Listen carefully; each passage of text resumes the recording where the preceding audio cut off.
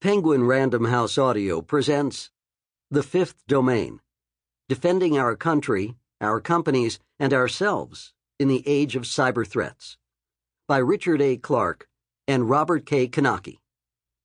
Read for you by Marc Cashman.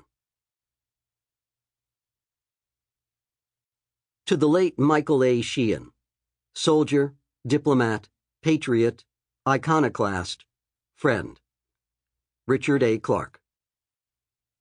To my son William, whose deep interest in the causes of war is driven by his even deeper desire for peace. Robert K. Knake. Part 1. The 20-Year War. Chapter 1. The Back of the Beast. The future is already here. It's just not very evenly distributed. William Gibson. Sitting in the back of the Beast, the armored vehicle custom-made for the President of the United States, Bill Clinton wanted to talk about his cousin from Hope, Arkansas.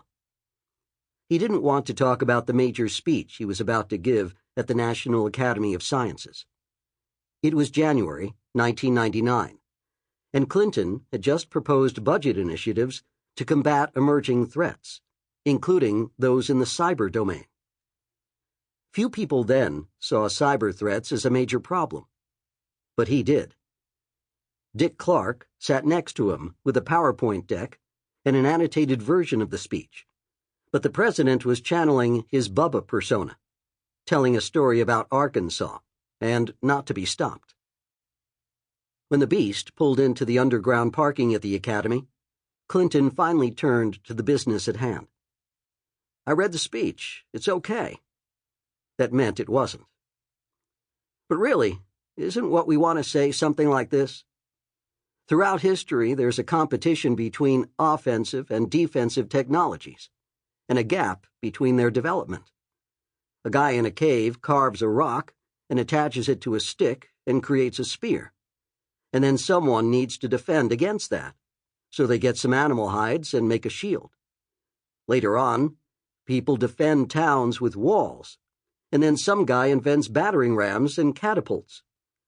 But there is time between when an offensive weapon is created and when the defensive counter to it comes along. A Secret Service agent standing next to the vehicle opened the heavy door of the Beast. You cannot really open it from inside. The president kept going, warming to his theme. And right now, the problem is that the new offensive technologies have taken to the field, and they now have the advantage over the things that we have to defend against them. So what we have to do is invest in new technologies that will give the defense the advantage again, or at least even out the playing field. Have I got it right? Clark looked at the president, bemused, reminded again about the preternatural ability he had to make the complex comprehensible. Clark put away his copy of the draft speech and the PowerPoint deck, sighed, and said, "Yeah, Mr. President, you should say that today." And he did. 19 years and 3 months later, Clinton said the same thing verbatim in answering a question about his cyber-oriented novel while sitting on stage in Washington's Warner Theater. It was still true. In the intervening 20 years, hundreds of billions of dollars in public and private investment in cybersecurity research, development, and deployment had not fundamentally changed the advantage. It remains a case of what military theorists call offensive advantage or offensive preference. Offensive preference in cyberspace. Any scenario between adversaries is a balance between offense and defense. When the offense has the advantage because of some combination of technological superiority or cost, military theorists write, there will be conflict. When the reverse is true, when it costs more to attack, or when the chances of an attack defeating the defenses is low, greater stability will prevail. We think these generalities apply now to the ongoing hostilities between hackers and corporations, to the current covert espionage done by nation-states, and to the potential for a future nation-state-on-nation-state cyber war. Today, as for the last 25 years, the conventional wisdom in the fields of computer science, information technology, and networking is that there is an enormous offensive preference.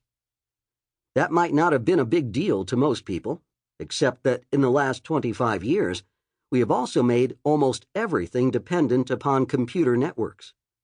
In fact, because the offense is thought to have the advantage right now, in a crisis situation of possible conventional warfare, there is likely to be an inclination to go first with a cyber attack.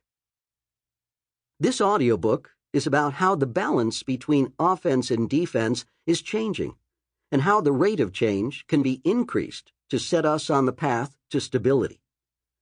We think it is possible to reduce the risks posed by offensive cyber technologies and actors, and to increase peacetime stability for corporations and crisis stability for nations.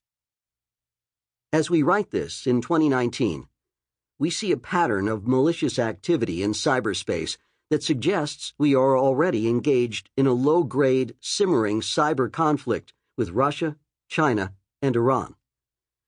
We also are beginning to turn a corner on this problem. Estimates put worldwide cybersecurity spending at $114 billion in 2018. Venture capital investment in cybersecurity technology is up, topping $5 billion in 2018 alone. More than 3,000 new technology firms have sprung up, backed by ample venture capital, to develop new solutions. Cyber insurance was long a fringe product. Today, the market is finally growing and thriving, with almost $2 billion in premiums written in 2017. Long-standing problems created by government, such as barriers to information sharing, have been solved, and companies are actually beginning to organize communities not only to share information, but also to provide mutual aid during crises. One Chief Information Security Officer, CISO, at a major bank we spoke with thinks that in 5 years, his bank will largely be immune to cyber attacks as it upgrades from legacy systems that are inherently insecure to systems that are secure by design. Many leaders in Silicon Valley, where optimism is never in short supply, would tend to agree. Today, if you are a small business owner, you can conduct most of your work online and do so with the support of cloud service providers that have dedicated thousands of people and billions of dollars to protecting your data. Automation and artificial intelligence have the potential to erase much of the attacker's advantage. Yet, at the same time, attackers are looking at how they can use these tools as well.